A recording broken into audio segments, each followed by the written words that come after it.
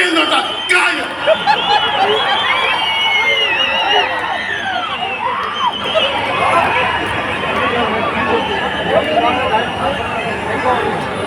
ముప్పై 4% ఉన్న బీసీల రిజర్వేషన్ ని 24% తగ్గించి 16,000 మంది బీసీ నాయకులు మనకి అన్ని స్థాయిల్లో అవకాశాలు కోల్పోయారు. నేను 8 మందికి ఎంపీలకు ఇచ్చాను, ఇంతమందికి బీసీలకు ఇచ్చాను. కానీ జగన్ చేసిన ద్రోహం అంబేద్కర్ స్ఫూర్తిని విఘాతం కలిగించింది. 16,000 మంది బీసీలకి నువ్వు 34 నుంచి 24% తగ్గించి బీసీలని అధికారం దూరం చేసావు. అది మర్చిపో.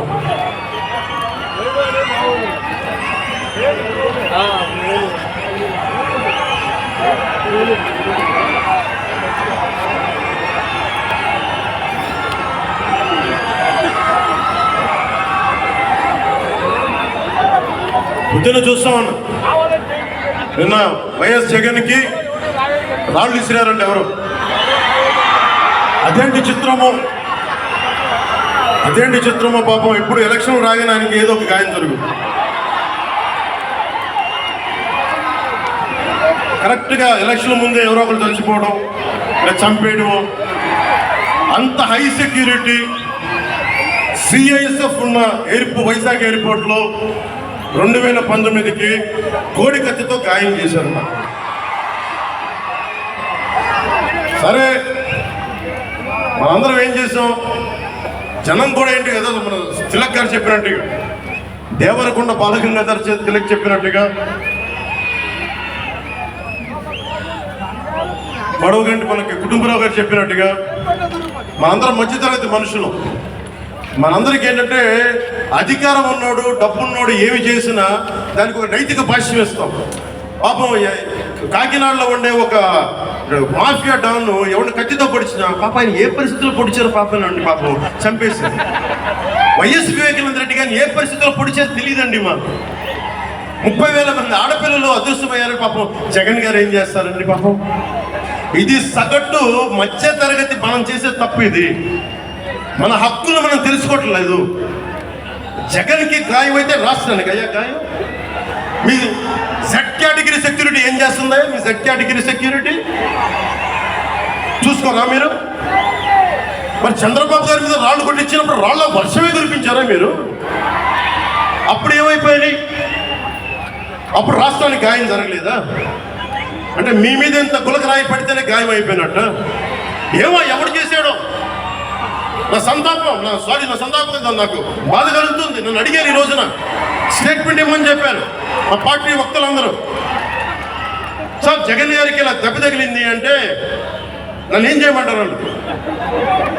ఆయనకి కొంచెం మీరు త్వరగా కోలుకోవాలని ఇవ్వంటే ఏమో అది నిజమో అబద్ధమో నాకేం తెలుసు. అతను కొట్టేసుకున్నాడో ఎవరికి తెలుసు? తెలియదు కదా. ఎందుకంటే కరెంటు పోయింది, దండలు ఉన్నాయంట. ఆ దండల్లో వాళ్ళే రాయిపెట్టి కొట్టుకున్నాడేమో లేదు నిజంగా. పోనీ ఒకసారి నాన్న పులి కథలాగా ఒకసారి చెప్తే బాగుంటుంది. ప్రతిసారి ఎలక్షన్ రాగానే జరిగితే నిజంగా పులి వచ్చిన నాన్న పులి కథలాగా అబద్ధం అనుకుంటాం. సరే, నిజంగా మీ మీద రాయిసినటువంటి మీరు పట్టుకోండి. ఎదురుగా పొడిచిన వ్యక్తినే ఈ రోజు వరకు మీరు పట్టుకోలేదు. జైలు నుంచి అతను బెయిల్ ఇప్పించారు 5 సంవత్సరాల తర్వాత. కోడి కత్తి వ్యక్తినే.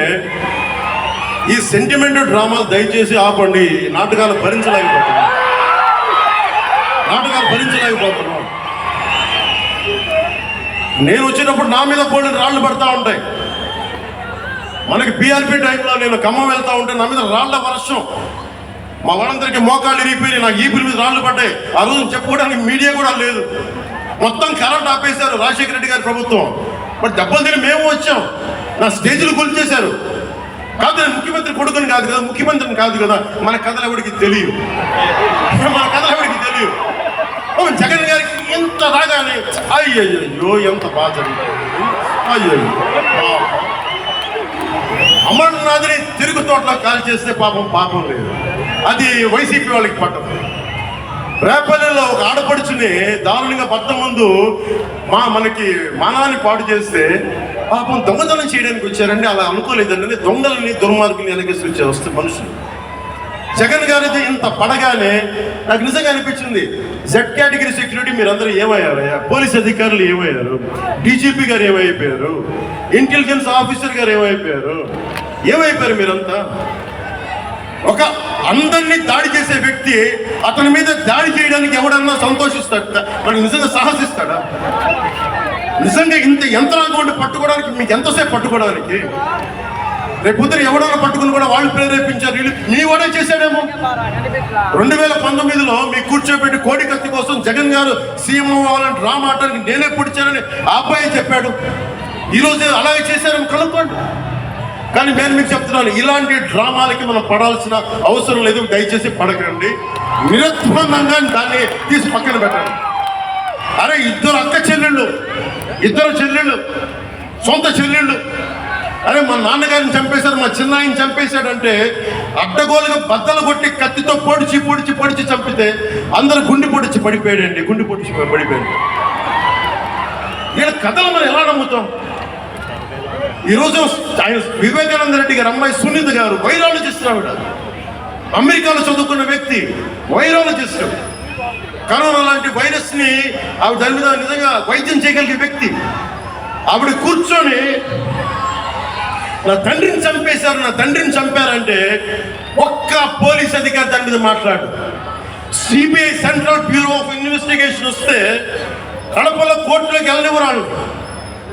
ఇంత దారుణంగా ఉంటే మనందరం కూర్చొని